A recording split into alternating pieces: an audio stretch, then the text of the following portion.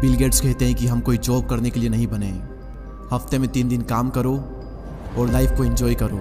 लेकिन इन्फोसिस के फाउंडर नारायण मूर्ति कहते हैं कि इंडिया के यूथ को हफ्ते में 100 घंटे काम करना चाहिए। और इन दोनों बातों पर बहुत ही डिबेट चली और कई लोग बिल गेट्स के फेवर में थे सिर्फ इसलिए क्योंकि फॉरेनर ने बात कही है तो सही होगी और अगर किसी इंडियन ने कही है तो गलत होगी। अब सवाल यहाँ पर यह आता है कि मैं किसके साथ हूँ। मैं 100% नारायण मूर्ति जी के साथ हूँ। इसलिए नहीं क्योंकि वो इंडिया से और मैं इंडिया के साथ हूँ, बल्कि इसलिए क्योंकि मुझे भी यही लगता है कि इंडिया के यूथ को हफ्ते में कम से कम 100 घंटे काम करना चाहिए अगर वो देश के हित में काम करना चाहते हैं और अपने लिए और अपने देश के लिए कुछ बड़ा करना चाहते हैं। और अगर आपको भी यही लगता है कि बिल गेट्स एक फॉरेनर है तो उनकी बात सही होगी, so let me tell you, Elon Musk भी यही कहते हैं कि यूथ को 100 घंटे काम करना चाहिए, हफ्ते में हद पार मेहनत करनी चाहिए यूथ को। और आप सभी को पता है कि अभी ज़माना चल रहा है एआई का। मैं आपसे क्वेश्चन पूछता हूँ कि एआई की शुरुआत कहाँ से हुई। ओपन एआई जिसका प्रोडक्ट है चैट जीपीटी, आप सभी जानते होंगे। तो जिसने ओपन एआई बनाया सैम एल्टमैन, वो क्या कहते हैं इस बात पर, क्योंकि वो एक यूथ है और वो एक बिलियनियर भी है, जो कि अपने आप में एक बहुत बड़ी बात है। तो उनकी एडवाइस आप सभी के लिए बहुत ही काम की हो सकती है। ध्यान से सुनिएगा वो क्या कहते हैं। ऑब्वियसली जो आप सोचोगे वो सारी चीज़ें नहीं होगी क्योंकि आप अपने 20s में हो, लेकिन मुझे लगता है कि आपको कठोर से कठोर और ज़्यादा से ज़्यादा मेहनत करनी चाहिए। इतनी मेहनत जितनी कोई सोच भी नहीं सकता और जितना लोगों को लगता है उससे कहीं ज़्यादा, क्योंकि इसका बेनिफिट आपको बाद में मिलेगा। लाइफ बहुत ही अनफेयर है, कई बार किस्मत आपको चकमा देगी, लेकिन अपने करियर के शुरुआती टाइम में ज़्यादा मेहनत करना आपको लॉन्ग टर्म में कंपाउंडिंग इफेक्ट दिखेगा और इस लेवल का आपको रिजल्ट मिलेगा जो कि आपने भी कभी सपने में नहीं सोचा होगा। और ये इतनी अंडररेटेड चीज़ है और ये इतनी मोस्ट वैल्यूबल एडवाइस है जो कि मुझे कभी भी नहीं मिली, लेकिन मैं आप सभी को दे रहा हूँ। अब यहाँ पर वीडियो को पॉज करें और इसका स्क्रीनशॉट लेकर बार बार इसे पढ़ें, क्योंकि ये एडवाइस आप सभी की ज़िंदगी चेंज कर सकती है। अगर आप ये समझ के कि अभी शुरुआती टाइम में ज़्यादा मेहनत करना आपको लॉन्ग टर्म में कंपाउंडिंग इफेक्ट देगा।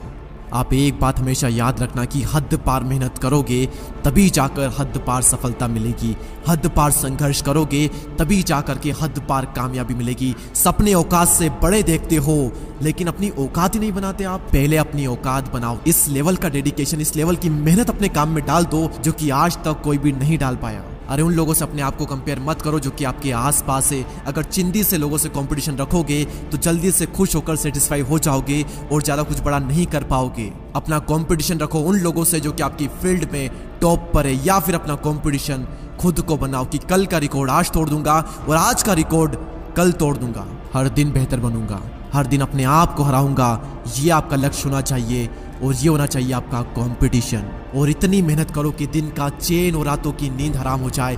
खून के आंसू रुला दो खुद को, माँ कसम इसके बाद में आप कभी पछतावा नहीं करोगे, क्योंकि आलस करके कोई भी इंसान आज तक खुश नहीं हुआ और मेहनत करके संघर्ष करके किसी भी इंसान ने आज तक पछतावा नहीं किया।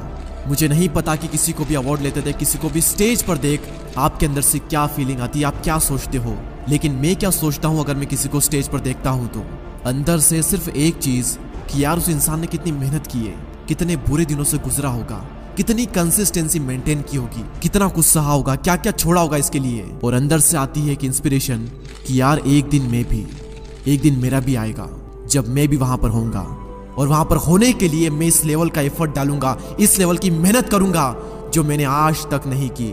और ये ब्रह्मांड देखेगा मेरी मेहनत और ये दुनिया देखेगी मेरी कामयाबी। और जब जब आपको मोटिवेशन चाहिए मैं देता हूं आपको रियल लाइफ मोटिवेशन अपने ही घर में। जब जब सिचुएशन ऐसी आए कि काम आपका बहुत ही इंपॉर्टेंट है लेकिन आपका मन नहीं लग रहा है, तो एक बार अपने माँ बाप को देखना और याद करना कि कितने दिन गुजर गए, महीने गुजर गए, सालों गुजर गए। क्या कभी पापा ने ये कहा कि आज मैं काम नहीं करूंगा? और क्या कभी ऐसा हुआ जब मम्मी ने खाना बनाने से, जल्दी उठने से, बर्तन धोने से, कपड़े धोने से मना कर दिया हो और कह दिया हो कि आज मन नहीं है, मैं ये सारे काम नहीं करूंगी? जिंदगी में एक दिन भी ऐसा नहीं आता जब माँ ये कहते, चाहे मेंटली उन पर कितना ही प्रेशर क्यों ना हो, वो चाहे कितने ही स्ट्रेस में क्यों ना हो, एक दिन भी ऐसा नहीं आता जब वो इन सभी कामों से रेस्ट कर ले और कह दे कि आज मेरा मन नहीं है, आज मैं ये नहीं करूंगा।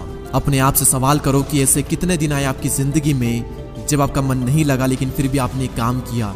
गिने चुने कुछ आपको दिन मिलेंगे, अदरवाइज आप अपने मन के मालिक हो। सॉरी, आपका मन आपका मालिक है, क्योंकि जो मन कहता है आप वो करते हो।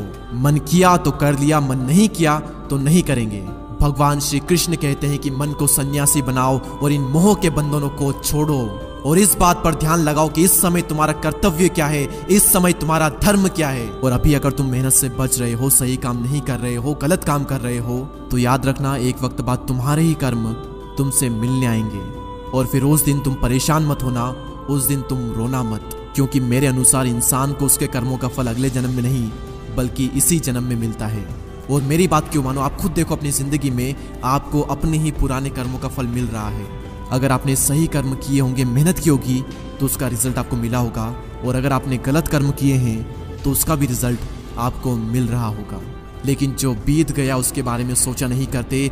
अभी अपनी खुदी को इतना बुलंद करो कि हर तकदीर से पहले खुदा भी तुझसे पूछे कि बता बंदे तेरी रजा क्या है। इतनी मेहनत करो कि किस्मत भी आकर के पूछ ही ले कि बता बंदे तेरी रजा क्या है, तू चाहता क्या है, ले ले बेटा, ये तो तेरा हक है। और लास्ट में सिर्फ इतना ही कहूंगा कि अब से मेहनत नहीं बल्कि हद पार मेहनत करो। इतनी मेहनत करो कि आपके आसपास वाले लोग आपको बार बार पागल कहे।